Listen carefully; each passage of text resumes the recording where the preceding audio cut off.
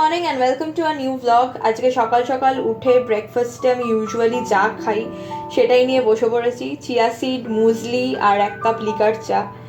তো মোটামুটি আমি রোজই এটাই খাই, আজকেও এর অন্যথা হয়নি। তারপর বেলার দিকে আমার বাবা আর একজন বন্ধু এসেছিলেন, তো সবার জন্য আরেক রাউন্ড চা হয়েছিল।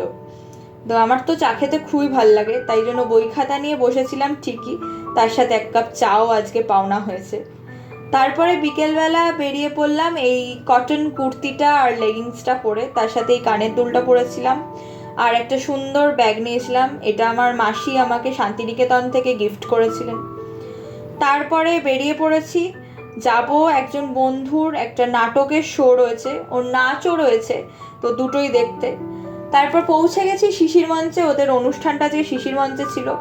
তো প্রথম নাটকটা ছিল ভোরের আলো, তারপরে ছিল চিত্রাঙ্গদার কিছুটা অংশ ছিল বলা যায়, পুরোটা ছিল না। তারপরে আরেকটা নাটক ছিল।